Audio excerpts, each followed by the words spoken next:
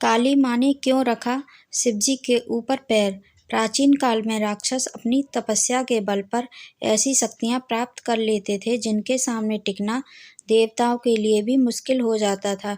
राक्षस अपनी शक्तियों का प्रयोग करके आतंक और भय फैलाते थे। ऐसा ही एक घटना रक्तबीज नाम से राक्षस से जुड़ी है। रक्तबीज का अंत माँ काली के हाथों हुआ, लेकिन इस दौरान गलती से माँ काली का पांव भगवान शिव के ऊपर आ गया था। आइए जानते हैं उस घटना के बारे में। एक बार रक्तबीज नाम के एक राक्षस ने भगवान शिव को प्रसन्न किया और उनसे एक वरदान हासिल कर लिया।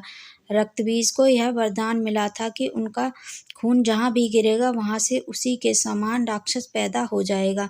रक्तबीज को अपने इस गुण पर बहुत अभिमान था, इसीलिए उसने अपनी शक्तियों का गलत इस्तेमाल करना शुरू कर दिया। घमंड में चूर रक्तबीज ने देवताओं को युद्ध के लिए ललकारा।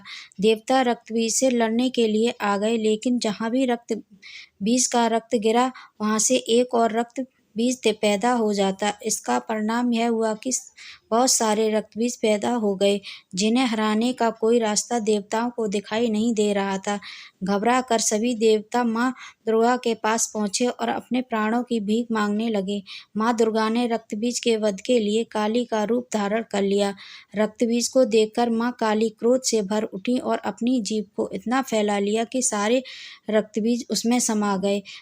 अब जहाँ भी रक्तबीज का रक्त गिरा माँ काली उसे भी पी जाती है। रक्तबीज को समाप्त करते हुए माँ इतनी क्रोधित हो गई कि उनको शांत करना मुश्किल हो गया। काली माँ का यह रूप विनाशकारी हो सकता था, इसीलिए सभी देवता भगवान शिव के पास पहुँचे और बोले कि आप ही माँ का क्रोध शांत कर सकते हैं। माँ काली के क्रोध को शांत करना भगवान शिव के लिए भी आसान नहीं था, इसीलिए भगवान शिव काली माँ के मार्ग में लेट गए। क्रोधित माँ काली ने जैसे ही भगवान शिव के ऊपर पाँव रखा तो झिझक कर ठहर गईं और उनका गुस्सा शांत हो गया। इस प्रकार भगवान शिव ने देवताओं की मदद की और माँ काली के गुस्से को शांत किया, जो सृष्टि के लिए भयानक हो सकता था।